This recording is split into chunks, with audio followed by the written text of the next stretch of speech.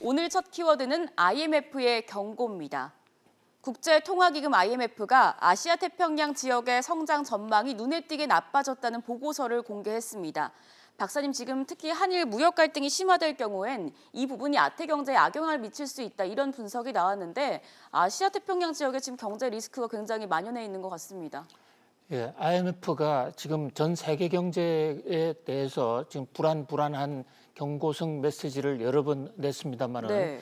이번에는 아시아 지역을 꼭 집어서 아시아 경제가 불안하다, 이런 내용의 보고서를 냈습니다.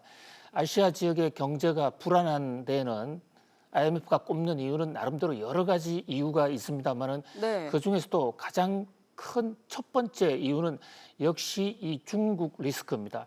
중국이 가뜩이나 성장률이 둔화되고 있었는데, 그래서 여러 가지로 문제가 있었지만 최근 들어서 미중 무역 전쟁이 터지면서 더욱더 악화가 됐다는 겁니다. 네. 지금 컴퓨터 그래픽에 나오고 있는 대로 미중 무역 전쟁, 그리고 아시아 국가들의 각국의 이 재정 상황이 악화되고 있다, 부채가 늘어나고 있다는 겁니다. 네.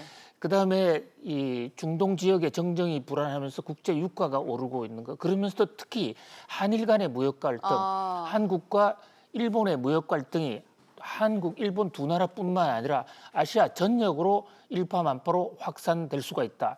거기에다 지금 홍콩 리스크, 홍콩의 시위로 인한 홍콩 경제 둔화, 그 밖에도 아시아 지역 각국이 한결같이 가계부채와 기업부채가 높습니다. 이 밖에도 기후변화, 자연재해, 이런 8가지 이유를 꼭 집어서 아시아 경제가 위험하다, 이런 보고서를 냈는데요. 네. IMF는 지난 한 10여일 전에도 아시아 경제 성장률 평균치를 하향 조정한 적이 있죠. 2019년 올해 성장률은 5.4%에서 5.0%로 0.4%포인트가 떨어졌습니다. 네. 내년도 또 0.3%를 떨어뜨렸어요.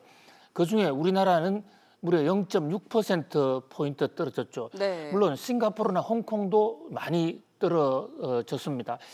이런 가운데 특히 이제 일본과 한국의 이 한일 갈등을 정조준했다는 점에서 상당히 주목을 끌어요. 오늘 일본에서 한국의 우리 이낙연 총리와 아베 총리의 사실상의 정상회담도 마련되어 있지 않습니까? 네. 근데 현재로서는 별로 해결의 타결책이 보이지 않는 이런 상황입니다. 국제기구조차도 한일 간의 갈등을 우려하는 이런 상황이 됐는데요.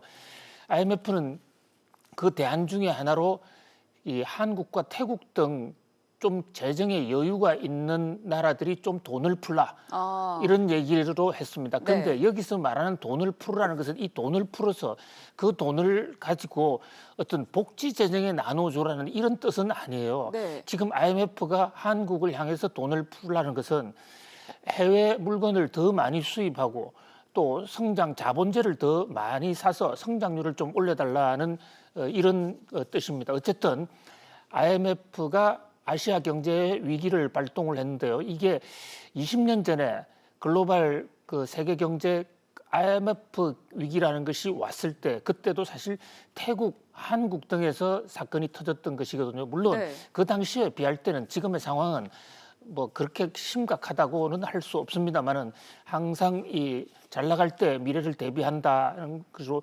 만사불효턴턴이라는 자세로 IMF의 아시아 경제 성장 전망 악화에 대비하는 자세를 가져야 될 것으로 보입니다.